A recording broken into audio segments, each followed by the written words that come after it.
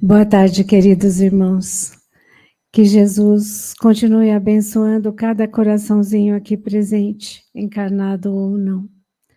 Bem, hoje nós vamos começar a falar sobre o capítulo 5 do Evangelho segundo o Espiritismo, que Kardec dá o nome de Bem-aventurados os aflitos. Uma curiosidade sobre esse capítulo, não sei se todos já perceberam, mas ele é o mais longo do Evangelho. Ele é o mais grosso, que mais contém estudos a respeito. Ele tem 31 itens. E desses 31 itens, 14 são instruções dos espíritos. Daí dá para perceber a importância do estudo desse capítulo e quanto Kardec se preocupou em entender as aflições humanas, a dor, o sofrimento. E ele, para a gente começar a falar sobre aflição, vamos primeiro ver o que o dicionário registra sobre esse termo, aflição. O que significa aflição? Diz lá no dicionário que a aflição é um sentimento de persistente dor física ou moral, ânsia, agonia, angústia. E hoje nós podemos acrescentar a ansiedade, né? Então, também gostaria de lembrar e até de pontuar para vocês que não existe nos evangelhos essa bem-aventurança, bem-aventurados os aflitos. Na verdade, Kardec colocou sob esse nome, bem-aventurados os aflitos, algumas bem-aventuranças que Jesus falou, que se referia à dor, ao sofrimento. Então, sob esse título geral, tem algumas bem-aventuranças que vocês vão encontrar nos evangelhos de Mateus e de Lucas. Bom, então, o Kardec, ele começa esse capítulo fazendo um questionamento, né, para a gente que lê, e acredito que para ele também, filosofando um pouco sobre as causas das aflições, sobre a pertinência de tanto sofrimento na Terra, porque isso é justo. Então, o título desse pedaço é Justiça das Aflições, porque se você for prestar atenção, todos nós temos as nossas dores, as nossas aflições. Naquele tempo não era diferente, né? A França vivia sob uma guerra arrastada, a pobreza por todo lado, sofrimento de todos os tipos, perseguições em todos os sentidos. Então, o sofrimento era muito grande, mas é diferente de hoje. Até que não, né? Então, pensando nisso, o Kardec começou a se perguntar, pelo que a gente percebe, né, no Evangelho, se era justa, se é justo tanto sofrimento, se são justas essas aflições das criaturas humanas.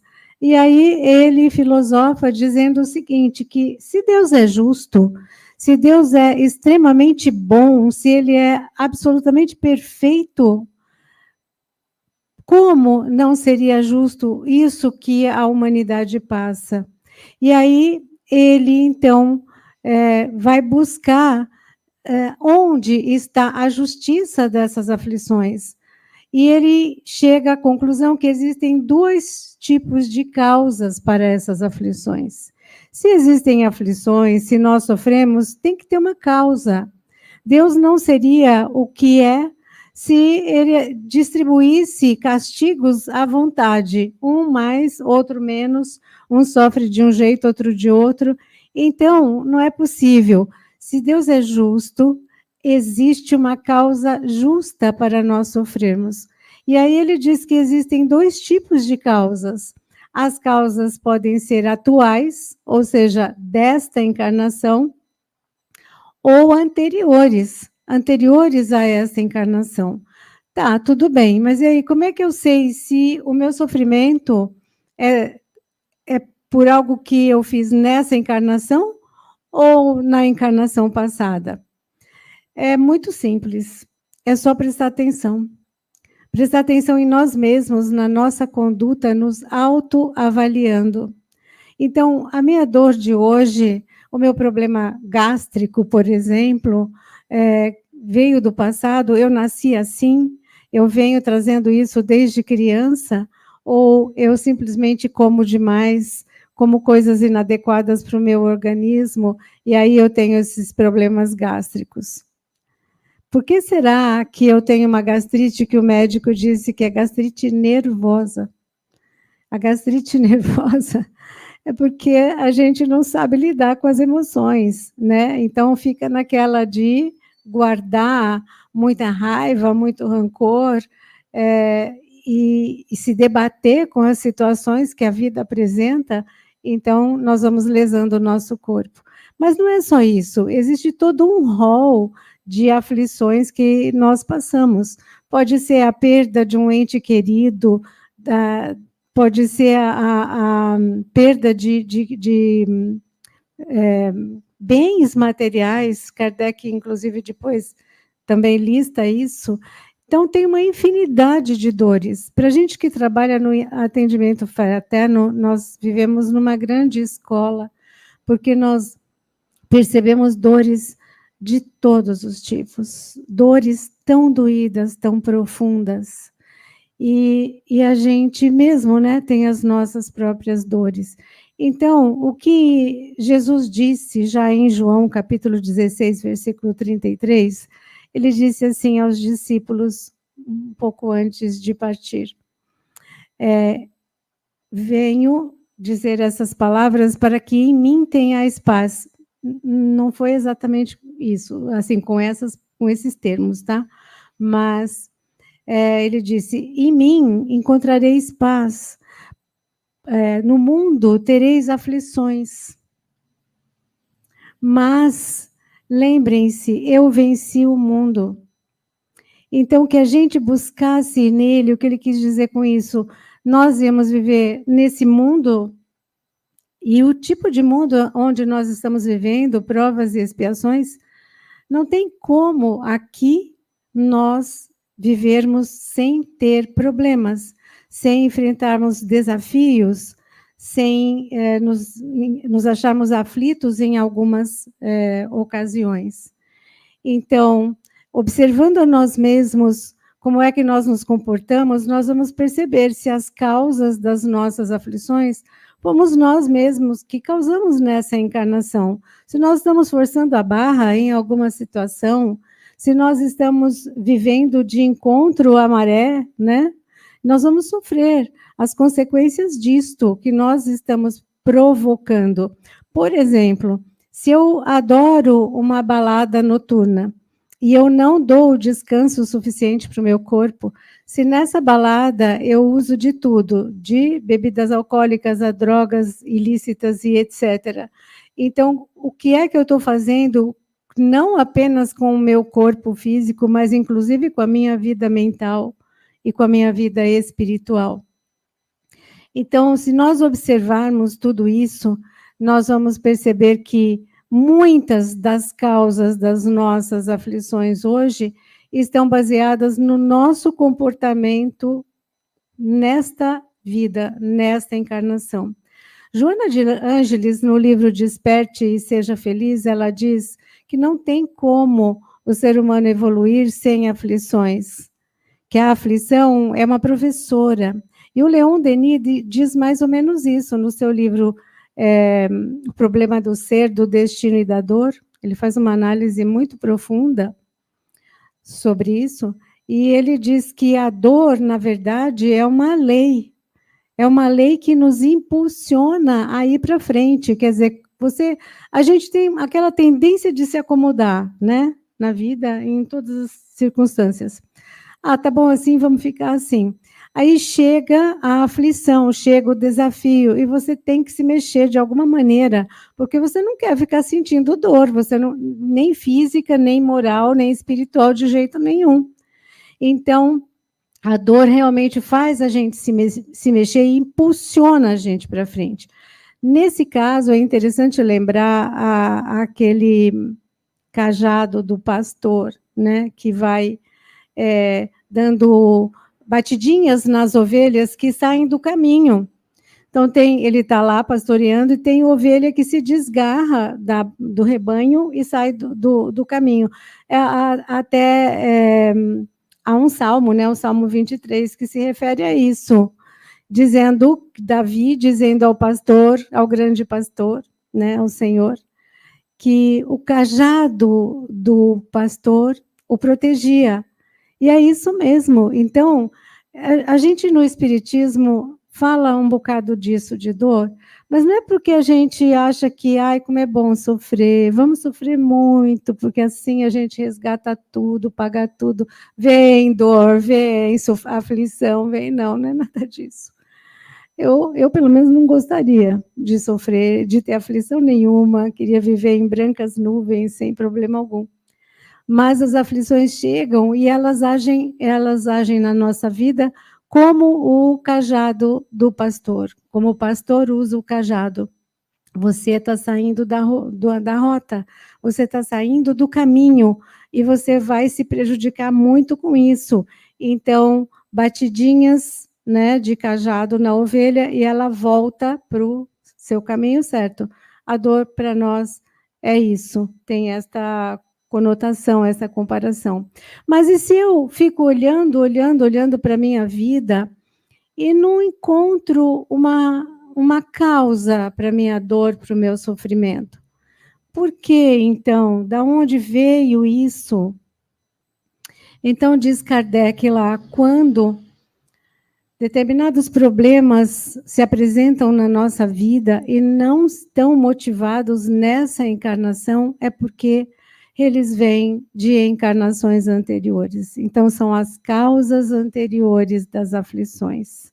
E aí você vê uma mamãe gestante picada por um mosquito e a chikungunya faz o seu bebê nascer com microcefalia.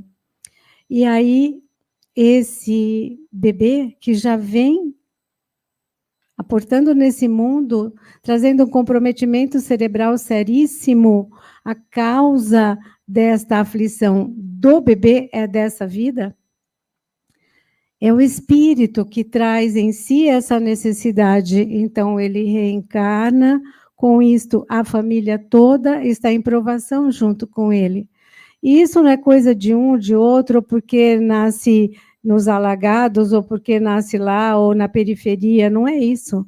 O doutor Paulo Sérgio Fructuoso, um grande oncologista do Rio de Janeiro, espírita, escritor de vários livros sobre a medicina e a espiritualidade, ele tem uma neta com microcefalia por chikungunya.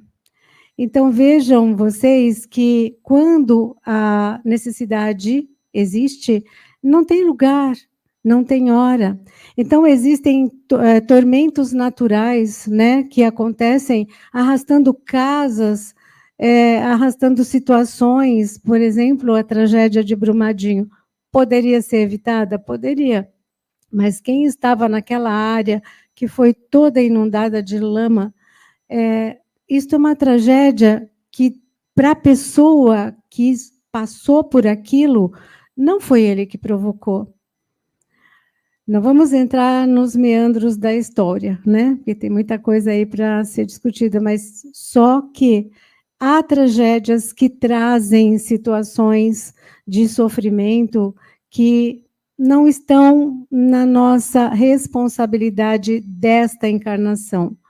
Então, Kardec lista lá muitas situações que mostram que realmente aquela situação de sofrimento tem a sua causa em vidas anteriores. E aí, o que acontece? A pessoa passa por um problema no passado, ela chega aqui, mas ela não lembra de nada. Como é que ela vai se resolver com aquela situação da vida passada se ela não lembra? Bom, o esquecimento do passado é uma situação que é uma bênção, gente. É a maior bênção que Deus pode dar para a gente. Porque se nós, nas nossas aflições, precisamos nos defrontar com pessoas e situações que nós vivemos no passado para, né, com aquele cajado do pastor, voltarmos para o nosso caminho reto, se a gente se lembrasse do que nós fizemos e do porquê das nossas aflições atuais, com certeza nós não viveríamos esta vida novinha que nós ganhamos, essa experiência novinha. Ela seria simplesmente uma continuidade da vida anterior. E o que Deus permite, dando este véu de esquecimento para a gente, é que a gente recomece. Vamos recomeçar tudo outra vez. Não é do zero, porque nós trazemos as emoções daquelas vivências passadas. Então, é assim, não sei por que eu não gosto de fulano. Não sei por que eu não gosto daquele irmão. Eu não gosto, gosto do outro, mas desse eu não gosto. Então, você não lembra o que aconteceu entre vocês dois, mas a emoção está aqui dentro de você. Qual é o objetivo desse aguilhão? É que vocês comecem a se amar, a se ajeitar. Vai conseguir tudo nessa encarnação? Provavelmente não, mas é um passinho a mais. E cada encarnação, passos a mais vão sendo dados na direção do amor. Então, o véu do esquecimento é a bênção que Deus coloca para nós em nossa vida. O Emmanuel, nesse livro Vinha de Luz, que a Malu utilizou para a mensagem inicial, a mensagem número 80, ele diz o seguinte: não importa, não é tão importante sofrer. Não é o sofrimento que faz você evoluir, porque depende muito da forma como você enfrenta as aflições da sua vida, os seus desafios. Se você se revolta e fica com raiva daquele problema que chegou, se você não aceita a sua condição financeira e você vai entrar na casa do outro para roubar o que ele tem, porque você quer ter aquilo, mas você não pode comprar. Então, isso é o que Paulo chama de recalcitrar contra o aguilhão. Ou seja, você está dando murro em ponta de faca. Você está causando mais dor, mais sofrimento para você mesmo. Então, diz lá o Emmanuel na mensagem número 80 do Vinha de Luz, vê como você sofre as situações, vê como você passa pelas tuas aflições, de que maneira você está passando, está tendo proveito ou não está? Aquilo que você está vivendo hoje é para que tenha proveito. E se você se pega descobrindo que você foi a causa do problema que você está vivendo hoje, não se martirize, não se culpe, não se encha de remorsos, porque isso não leva a nada. O que realmente você tem que fazer é se responsabilizar. Assuma a responsabilidade de que você fez errado, mas naquela ocasião era o que você tinha para fazer, era a decisão que você tinha para tomar. Então, daqui para frente, eu tenho a chance de refazer o final dessa história. Pode ser nessa mesma vida, pode ser na próxima vida, mas eu tenho a chance de mudar a história da minha vida. E para finalizar, o livro Calma, também do Emmanuel. Muito legal esse livro, viu, gente? Se vocês não têm, olha, estão perdendo. Aqui ele diz o seguinte, uma mensagem chamada Evitando Inquietações. Ele diz assim, vou ler alguns trechinhos apenas. Recorda que todos nós, os espíritos encarnados ou desencarnados, em evolução na Terra, ainda estamos longe da condição de espíritos perfeitos. Quase impossível seguir sem erros na jornada, mas é preciso reconhecer que a divina providência jamais nos sonega recursos para corrigi-los. Aceita-te como és e onde estás, a fim de que consigas caminhar com segurança para o que deves ser e para a melhor condição que te cabe alcançar. E também consulta o passado por arquivo de informações que te facilite os movimentos em rumo certo, mas não te prendas à lembrança de caráter negativo, porque hoje é o dia de construir o amanhã, com o material selecionado de que disponhas no campo da experiência. Encerrando, confiemos em Deus acima de tudo, sem nos esquecermos, porém, de que Deus igualmente confia em cada um de nós. Queridos, muito obrigada por estarem aqui conosco. Recebam um grande abraço e tenham uma excelente semana. Aproveitem a nossa linda reunião.